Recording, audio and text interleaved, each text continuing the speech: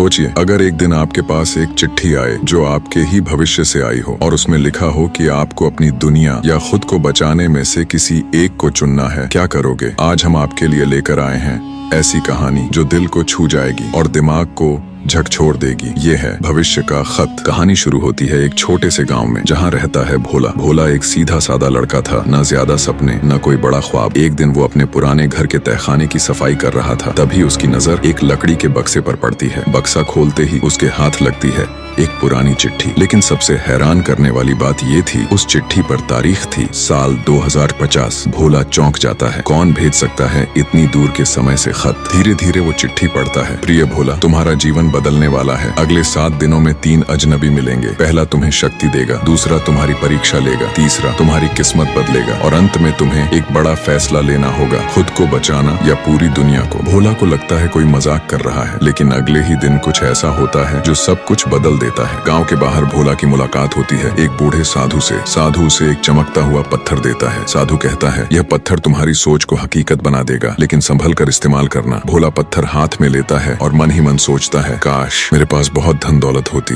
अगले ही पल उसके सामने सोने चांदी के ढेर लग जाते हैं। अगले दिन एक रहस्यमयी आदमी भोला के पास आता है। वो कहता है, पत्थर की ताकत गुस्से में कभी मत इस्तेमाल करना। ये जितनी जल्दी सब कुछ दे सकता है, उतनी ही जल्दी सब कुछ छीन भी सकता है। लेकिन उसी शाम गांव पर लुटेरों का हमला हो जाता है। भोला गुस्से में आकर पत्थर उठाता है और सोचता है, इन लुटेरों का अंत हो जाए। और अगले ही पल सब कुछ नष्ट हो जाता है। गांव वीरान, लोग सहमे हुए। रात के अंधेरे में एक लड़की भोला से मिलती है। वो कहती है, मैं भविष्य से आई हूँ, वही जिसने तुम्हें वो चिट्ठी भेजी थी। तुम्हारे फैसले से पूरी दुनिया का भविष्य जुड़ा है। अगर तुमने ये पत्थर तोड़ा नहीं तो आने वाले समय में सब कुछ खत्म हो जाएगा। अब भोला के सामने है सबसे बड़ा सवाल, पत्थर रखकर खुद सब कुछ पाए या पत्थर तोड़कर पूरी दुनिया को बचा ले। भोला पत्थर को देखता है, गांव के उजड़े चेहरे याद करता है, लोगों का डर और अपनी गलती। आखिरकार भोला पत्थर को जोर से जमीन पर पटक देता है। पत्थर टूट जाता है, गांव फिर से बस जाता है। लेकिन जब भोला वापस चिट्ठी देखता है, उसमें एक नई लाइन जुड़ गई थी, असली शक्ति हमेशा भीतर होती है, बाहर नहीं। दोस्तों, कभी कभी हमें लगता है कि बाहरी ताकतें हमें सब कुछ दे सकती हैं, लेकिन सच्चाई ये है कि असली ताकत हमारे अंदर ही होती है। अगर आपको भी ऐसी चिट्ठी मिले तो आप क्या करोगे? कमेंट में बताना न भूलें। अगर कहानी पसंद आई हो तो लाइक, शेयर और चैनल सब्सक्राइब जरूर करें। फिर मिलेंगे एक और हटके कहानी के साथ।